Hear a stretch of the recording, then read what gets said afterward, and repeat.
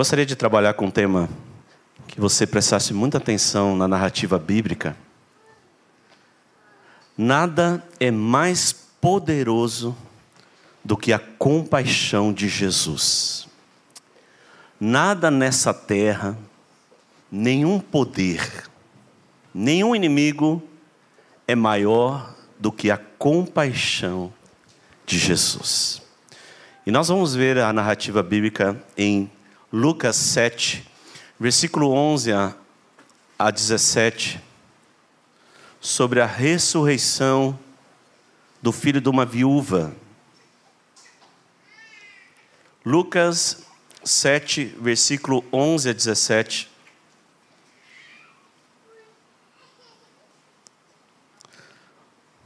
Que diz assim: Logo depois, Jesus foi a uma cidade chamada Naim, e com ele e os seus discípulos e uma grande multidão. Ao se aproximar da porta da cidade, estava saindo o enterro de um filho único de uma viúva.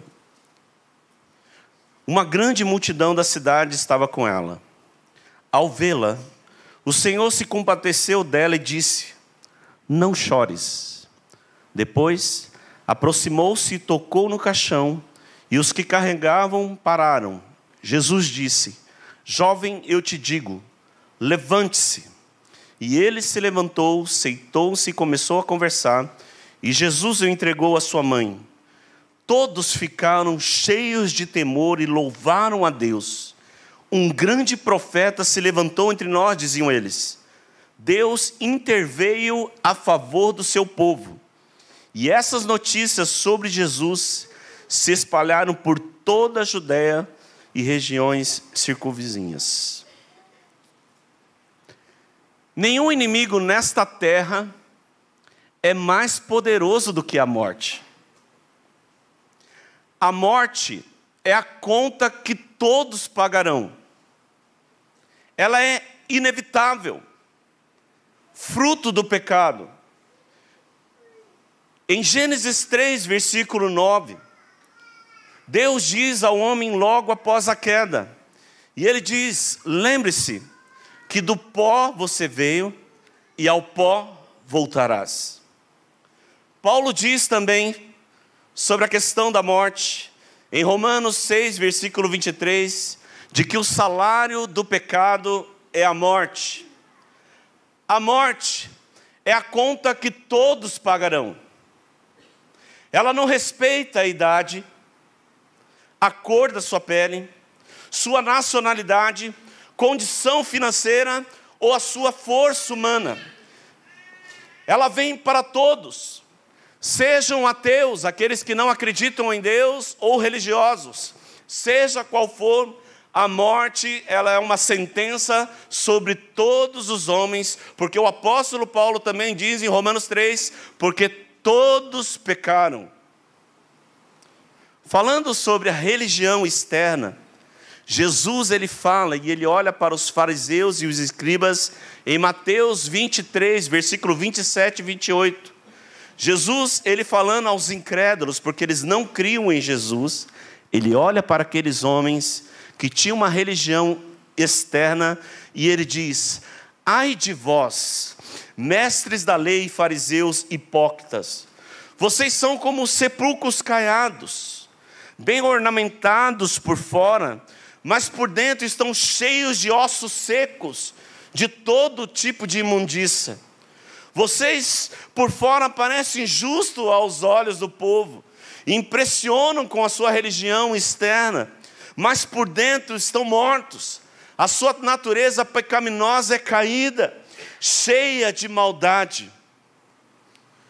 O máximo que a religião pode fazer na vida do homem ou na vida humana, as doutrinas humanas, os usos e costumes, doutrinas de homens, o máximo que ela pode fazer em alguém é trocar a roupa do morto, é fazer uma maquiagem para ficar mais bonitinho dentro do caixão.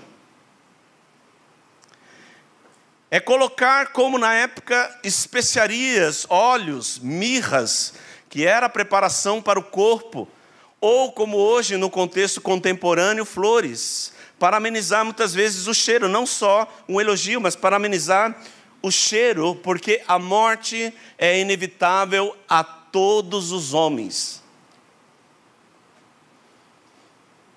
A ação humana, os dogmas humanos, as palavras de autoajuda, elas até ajudam, melhora o comportamento, traz alguns princípios para a gente viver. A Bíblia também é recheada de doutrinas de como se portar diante de grandes situações. Mas nada disso pode ressuscitar um homem. Tudo que vem do homem é efeito paliativo. E para quem é enfermeiro sabe que as drogas, elas são para amenizar alguém que está condenado pelos médicos. Apenas trazem um alívio imediato para aquele que está condenado à morte. Nenhuma descoberta científica pode mudar esse quadro, pode acrescentar 1 minuto, 1 segundo na vida humana. Nem toda a riqueza dos homens pode comprar a vida, pode dar mais tempo ao homem para viver.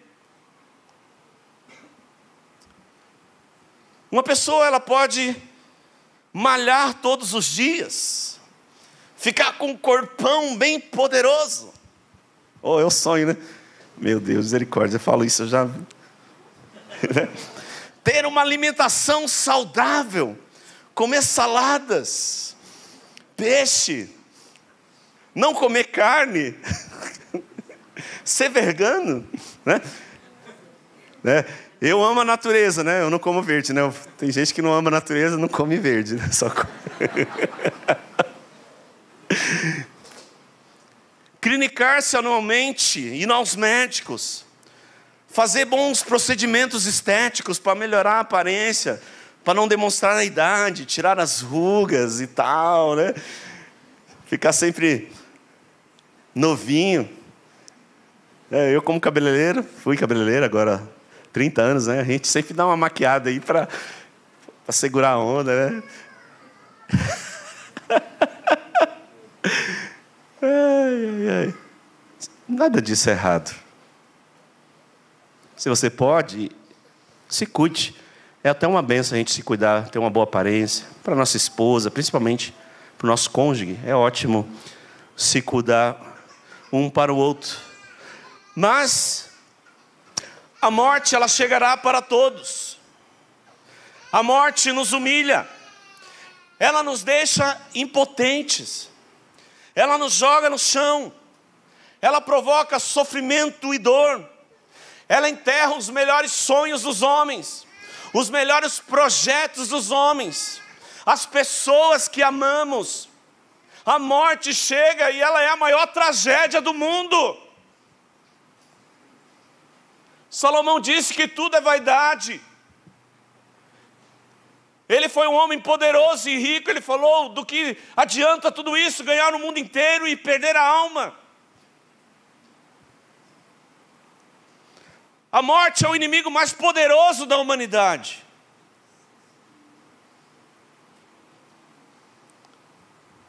Mas eu quero deixar bem claro nessa narrativa bíblica dessa história, que muito mais poderoso do que a morte é a compaixão do Salvador. Aleluia! Muito mais poderoso do que a morte é a compaixão do Salvador. O poder que emana do Salvador é que vence todos os nossos inimigos, inclusive a morte. Nessa história, nós vai relatar o poder de Jesus sobre a morte, a ação e a intervenção de Deus sobre a morte, que quando Ele decide agir, Ele age. Ele muda situações, Ele muda, Ele intervém em situações. No texto que nós lemos, Jesus, após ter curado o servo de um centurião em Cafarnaum, ele se dirige então à cidade de Naim. Geograficamente, eu estava pesquisando a distância entre Cafarnaum e Naim é aproximadamente 50 quilômetros, ou seja, levou um bom tempo até Jesus chegar a essa cidade. Pelo costume da época, os cortejos fúnebres eram feitos no final da tarde. E então essa multidão, nós vemos no versículo 11, nós vemos que junto com Jesus, vinham seus discípulos e uma grande multidão que o acompanhava. Essa multidão que estava com Jesus estava maravilhada. Eles viram seus poderosos feitos. Os cegos ouvem, os cegos veem, os surdos ouvem, os coxos andam, e eles estavam maravilhados, porque o Deus entre nós, Ele interveio e Ele faz proezas, e eles estavam maravilhados com os milagres de Jesus. Essa multidão que estava com Jesus, elas vinham cheias de alegria, com grande temor, louvavam ao Senhor. E multidões de todas as cidades vinham atrás de Jesus, acompanhavam o Salvador, porque Deus era com ele. Os seus ensinos eram poderosos. As palavras de Jesus eram ministradas com autoridade. Elas queimavam nos corações dos homens. Aqueles famintos homens que iam atrás de Jesus, ouviam a palavra do pão da vida e eles as alimentavam. Por outro lado, vinha uma outra multidão. E Jesus ele se depara com esse cenário muito diferente da multidão que o acompanhava. Uma multidão que chorava uma tragédia terrível para a cidade.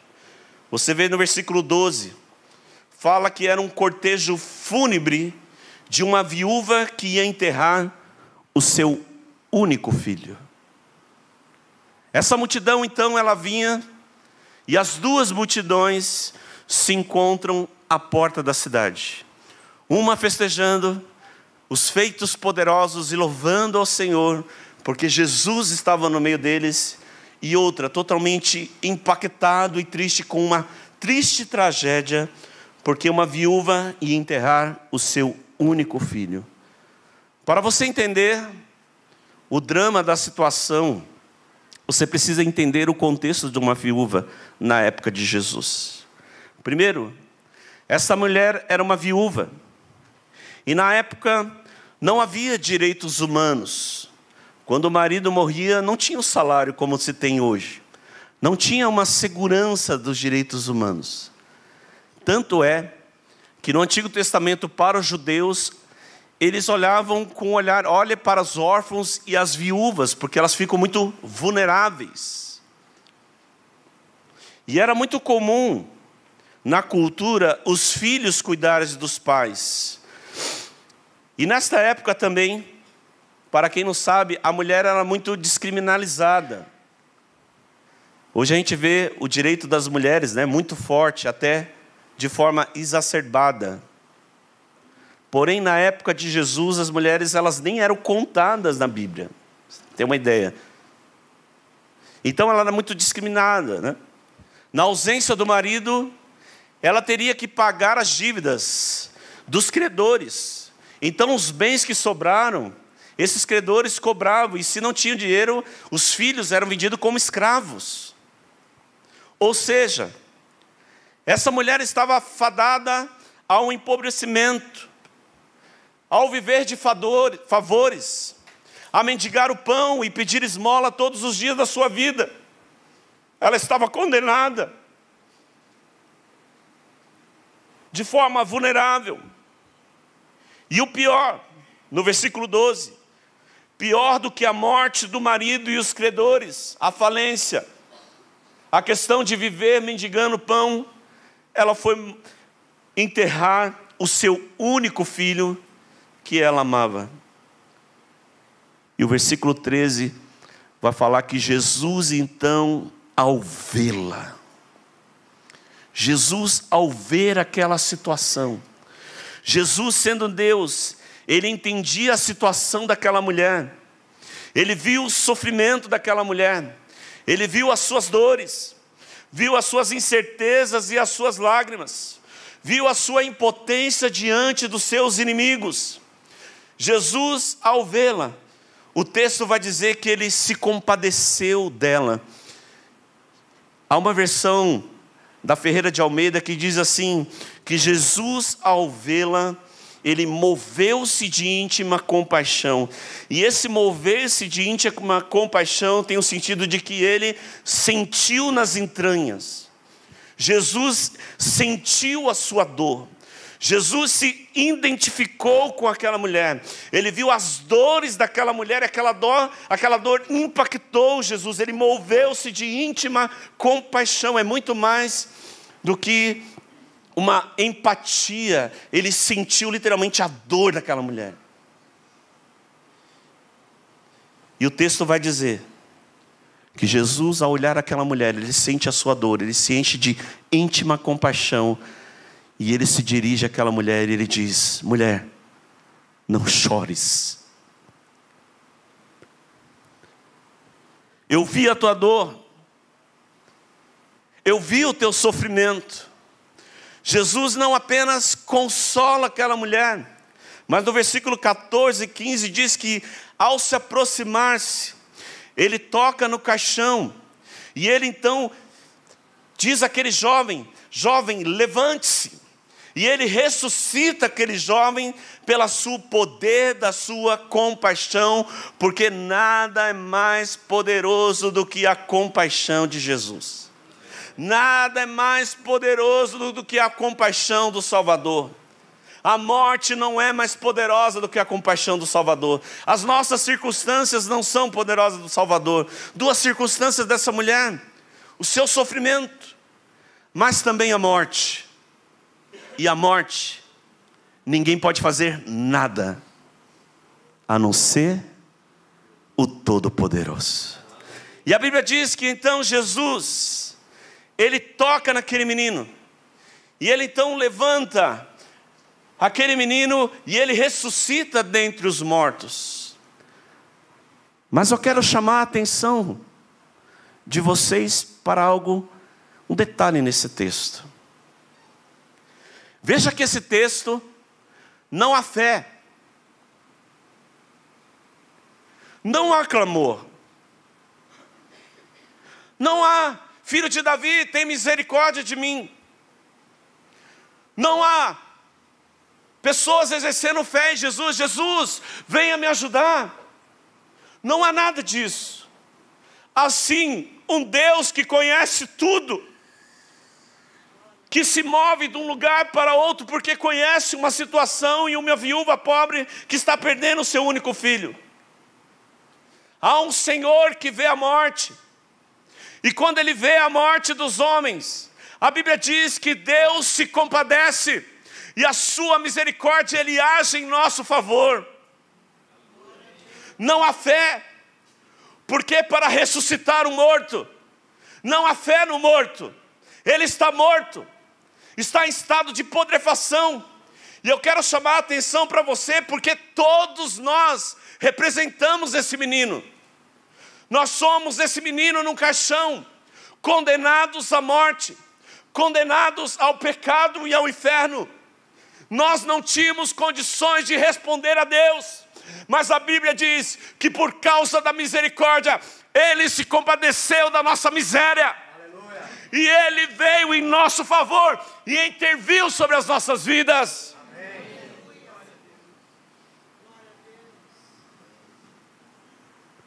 O menino que não tinha condições de responder, não só Jesus, Ele estabelece a paz, a alegria na condição do sofrimento, mas Ele resolve a questão da morte. Só Jesus resolve a questão da morte.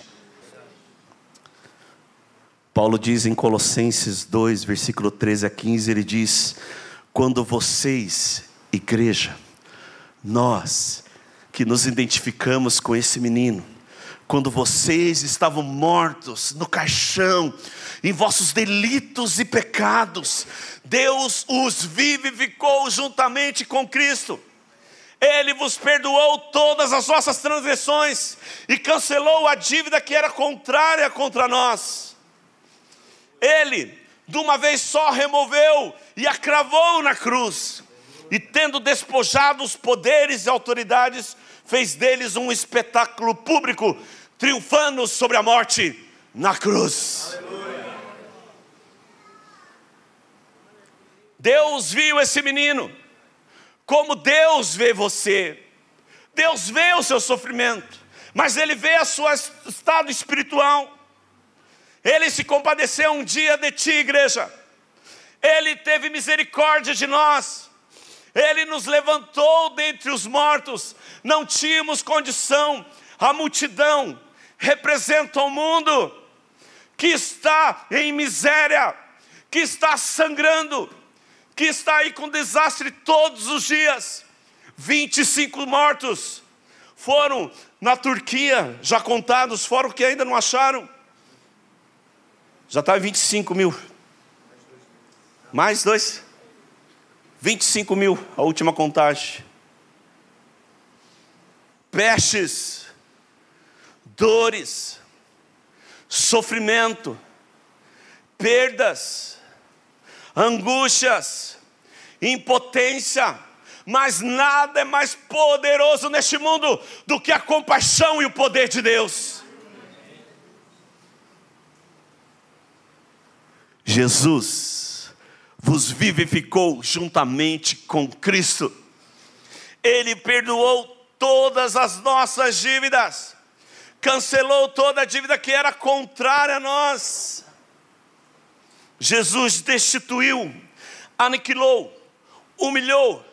Não só isso, Ele fez com que os nossos inimigos não tivessem oportunidade de voltar. Ele exterminou completamente. Não há mais o que temer. Jesus triunfou na cruz sobre a morte. Ele ressuscitou dentre os mortos. Ele venceu a morte e dá vida a todo aquele que crê em seu nome. O Deus que tudo vê. E talvez, querido, você nessa noite está aqui com lágrimas e dores, com grande sofrimento. Mas saiba que você, irmão, o seu maior sofrimento, a maior sentença que estava sobre nós, foi tragada e vencida na cruz de Cristo. Nada é mais poderoso do que a compaixão de Jesus.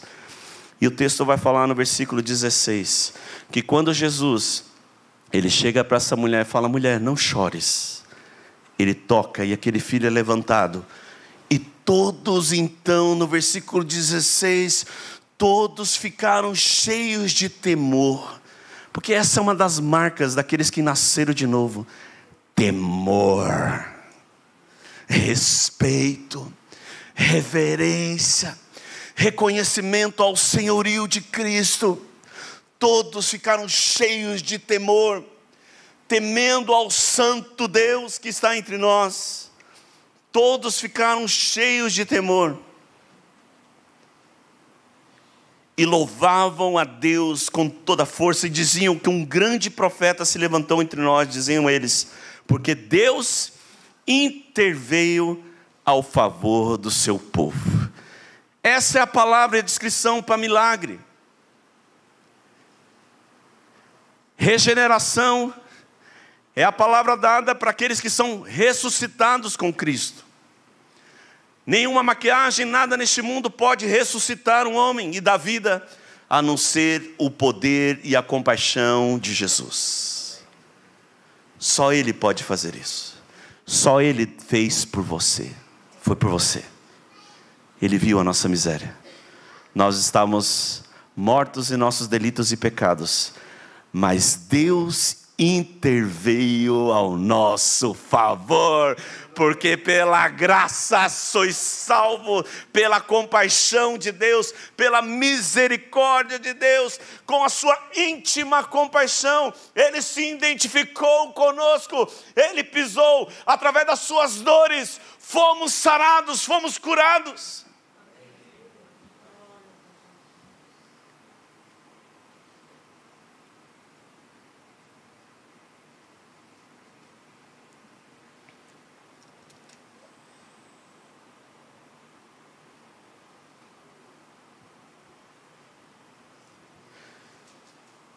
de uma multidão em prantos, que estava enterrando os seus sonhos. Não havia mais perspectiva de uma viúva, de uma mulher fragmentada e dolorida pelas circunstâncias da vida. Jesus consola aquela mulher e fala: não chores. Mas ele não só fala não chore, mas ele intervém poderosamente. Ele ressuscita o seu filho de uma multidão em prantos, agora uma multidão cheia de alegria, porque aqueles que estão em Cristo são nova criatura e tem que estar cheios de alegria e louvando ao nome do Senhor. Tem motivos eternos para louvar o nome do Senhor, porque foram ressuscitados com Cristo. O teu problema já foi resolvido, meu querido. Tudo que você precisa, Cristo fez na cruz. Amém. E a aplicação para nós, igreja: primeiro, Deus tudo vê. Ele conhece todas as coisas. Sim, Ele conhece as suas lágrimas. É óbvio, ninguém estava na pele daquela mulher. Sinceramente, o sofrimento, só quem está sabe que dói muito. Mas Deus, Ele é muito individual, porque Ele vai direto nessa mulher. Ela estava na frente do cortejo. Mulher, não chores. Que o Espírito Santo de Deus venha trazer sobre a sua vida e derramar as doces consolações do Espírito Santo. Se você está em grande sofrimento, saiba que Jesus, o Eterno, o Deus presente entre nós, Ele conhece tudo, vê. E Ele é aquele que provê o escape. Ele é aquele que consola nossas vidas, que nos protege e supre todas as nossas necessidades. Porque essa mulher não tinha onde recorrer. Estava condenada ao fracasso. Mas Cristo interveio ao seu favor. Eu aprendo também que nada é impossível para Deus quando Ele decide agir. O texto diz que Jesus se aproxima, Jesus vê, Jesus quer curar. Jesus, Ele vai ao encontro dessa mulher. Significa, querido, que Deus sempre está agindo no tempo e ao nosso redor. Tem coisas que Deus deseja fazer. E isso que muita gente não entende. Fazem 7 dias para Deus mudar de ideia. 7 dias para Deus se convencer do que o meu plano é bom. 7 dias para que Deus me dê posse, poder e prazer, que são os ídolos dos homens, que não é só estruturas não, esculturas não. Os ídolos dos homens são posse, poder, prazer. Levantam um altar na igreja e tem um culto da idolatria, porque na verdade querem posse, prazer e poder.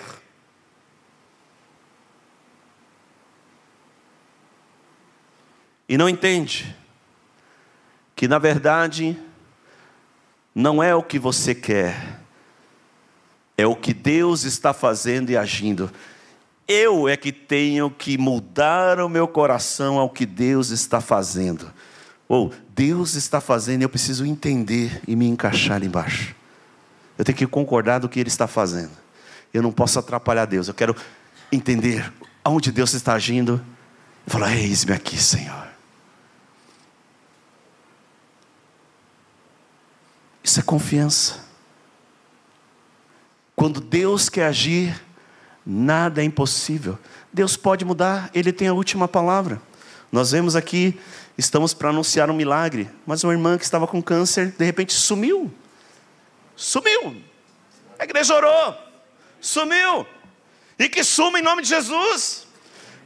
Mas era uma irmã que ama o Senhor. Deus o interveio. Foi um milagre. Mas ela já tem o maior de todos os milagres. É uma filha. salva pelo amor compassivo de Deus. Nada é impossível quando Deus deseja agir. Eu aprendo também, querido, o apelo que eu faço. Já que você ressuscitou com Cristo, veja, se eu ressuscitei, eu já estou no lucro. Já que você ressuscitou com Cristo, viva para Cristo. Viva para Ele. Entregue a sua vida, os seus dons, talentos, futuro, passado e futuro nas mãos dEle. Sirva ao Senhor de todo o teu coração. Não se apoie em seus caminhos. E Ele endireitará as tuas veredas, firmará os teus passos, te dará orientação segura. Se você foi ressuscitado com Cristo, viva para Cristo, porque o morrer é lucro, e o viver é Cristo. Para Cristo, por meio de Cristo, são todas as coisas. O texto vai dizer no versículo 17: todos ficaram maravilhados e louvaram o Senhor. E a 17, e anunciava as notícias de Jesus, se espalhavam por toda a Judeia e região. Meu irmão, quando Deus ele faz um milagre na nossa vida, não é para nós, é para testemunho para o povo, é para compartilhar. Viver para Jesus é anunciar as boas novas do Evangelho, é falar que Jesus sim é o Salvador, que Ele morreu pelos pecados e Ele é a única esperança e nada é maior do que a sua compaixão. É anunciar as maravilhas de Deus, o caráter de Deus, os atributos de Deus, a eternidade com Deus, a vitória em Cristo, a vida abundante que Ele promete. É abrir a sua casa, ensinar os novos sobre Jesus, é ter um pequeno grupo discipulador, fazer discipulado e cuidar dos discípulos, é andar como Cristo andou, é obedecer às suas ordens.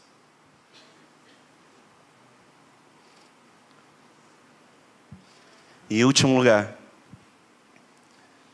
já que vocês ressuscitaram com Cristo, viva como para Deus, anuncie a salvação, e o texto vai dizer também no versículo 16: todos ficaram cheios de temor e adoraram ao Senhor.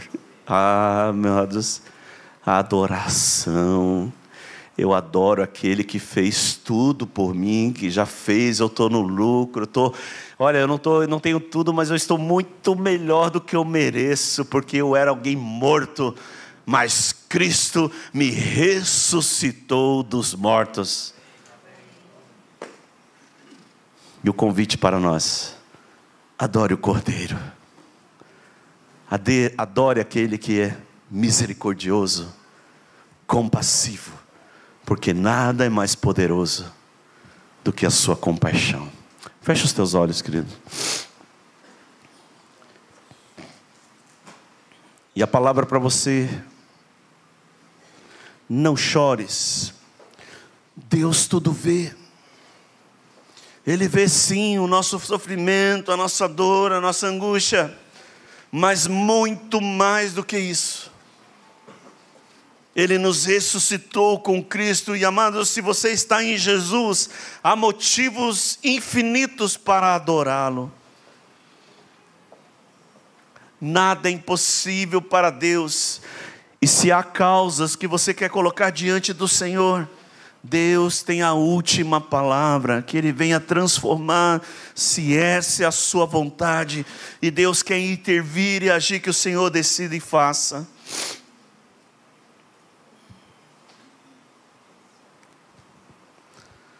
Aleluia. E o texto vai te convidar: adore o nome de Jesus. Eu quero te convidar, a igreja, adore o nome de Jesus, adore o Todo-Poderoso. Vamos ficar de pé. Vamos adorar o Senhor. Vamos entronizá-lo em sua presença.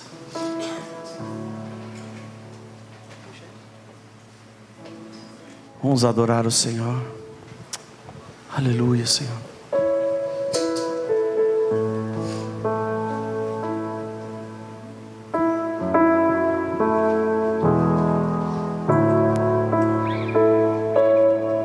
Adore o nome dele, querido. Assim como aquele menino estava lá deitado, morto. Pensa, traga à memória isso. Eu estava lá, condenado e morto, mas Jesus se compadeceu de mim e tocou no esquife, no caixão, e me ressuscitou. Ele merece toda a nossa adoração, reconhecimento. O nome de Jesus, o nome que está sobre todo nome. Vamos adorar.